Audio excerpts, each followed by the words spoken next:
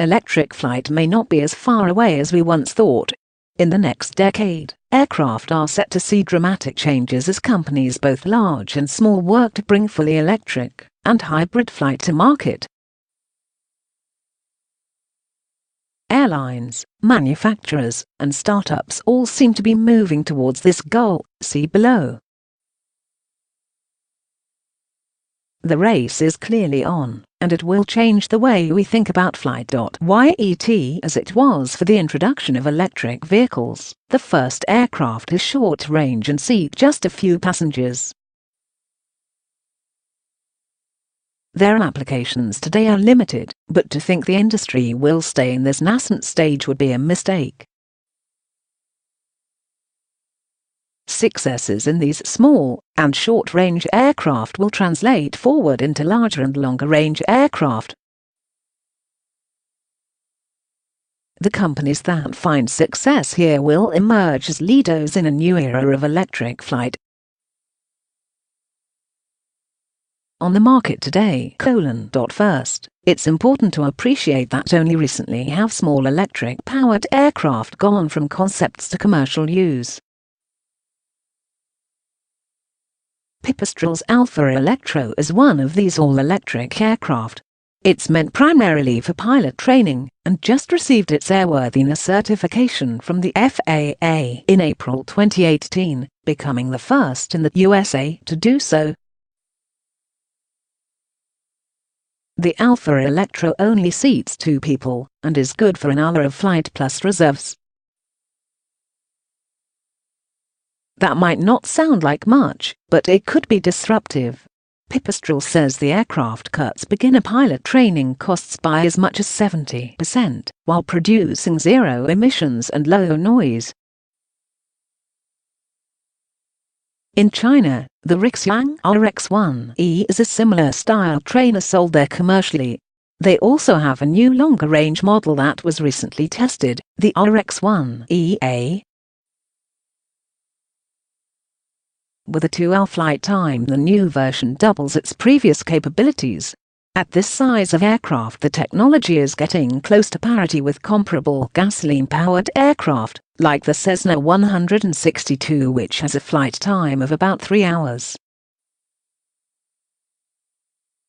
Full parity might be here sooner than you think. Coming small electric aircraft have better specs and more seating, with many nearly ready for certification, pictured below. Pipistrel has their Panthera, top right, which will hold 4 passengers, and will come in options for combustion, hybrid, and all-electric powertrains.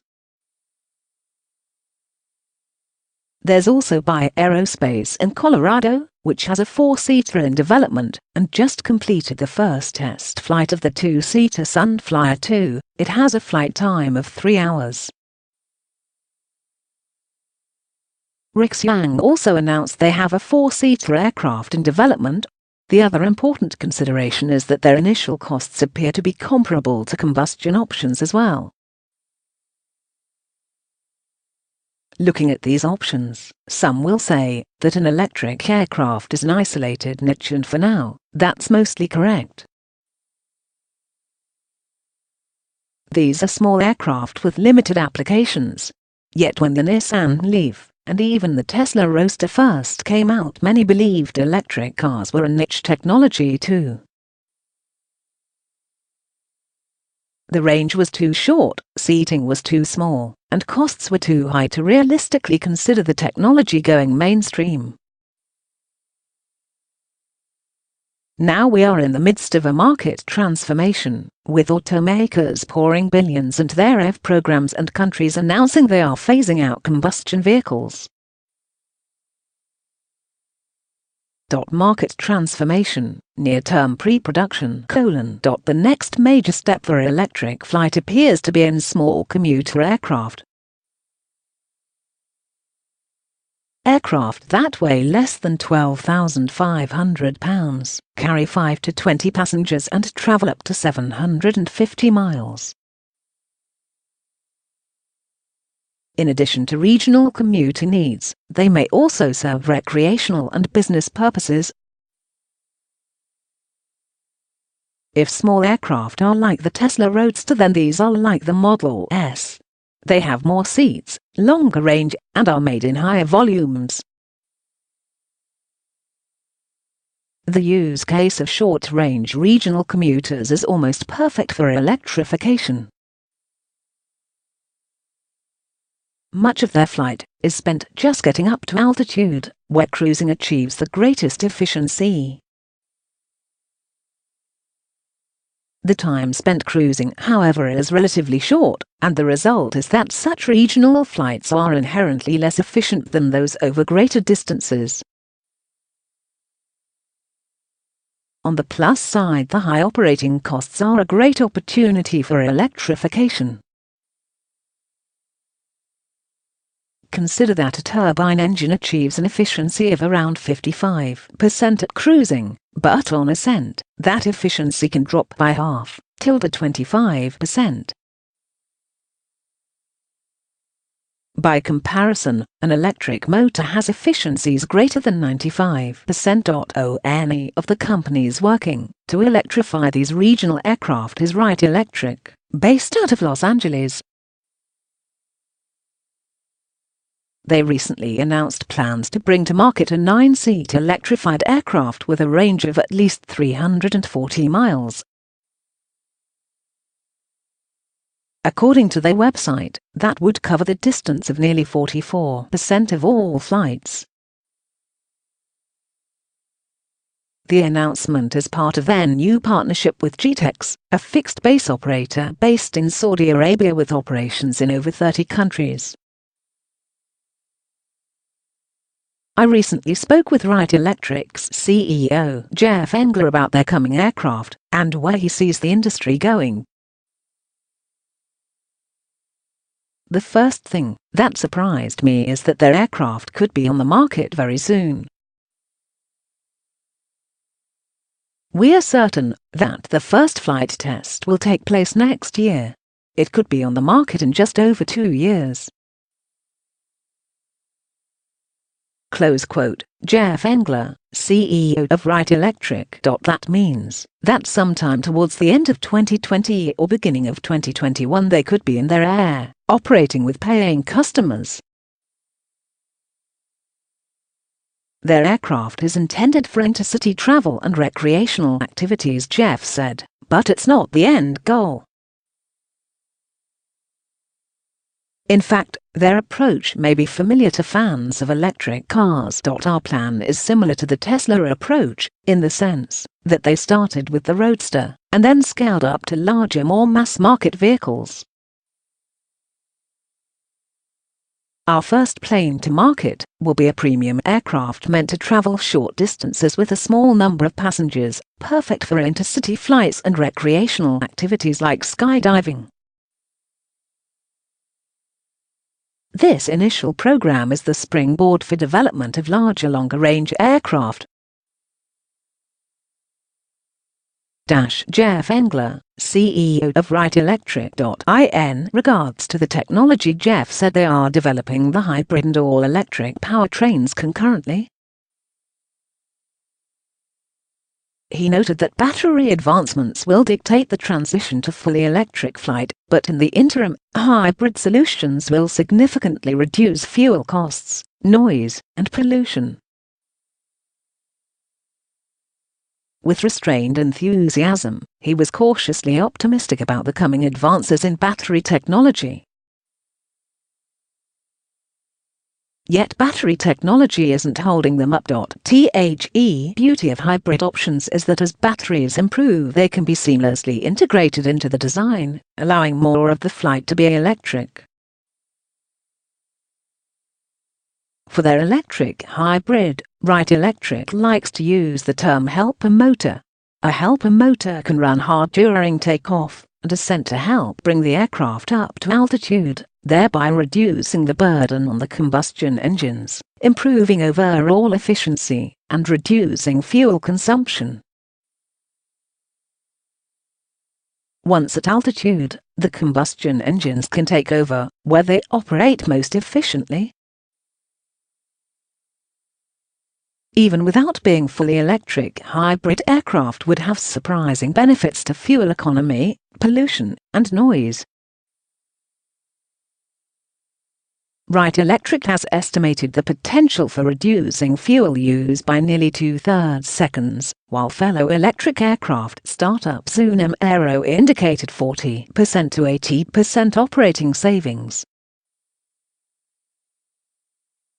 Zunem Aero also noted a potential 70% reduction in community noise. More regional commuter aircraft are coming too. Wright Electric isn't the only one working in this space. Other startups are also pushing the industry forward, and they've partnered with established manufacturers and airlines to help make it happen. It's similar to the approach Tesla took early on by partnering with established companies like Daimler and Toyota, and even in their recent developments of the Semi.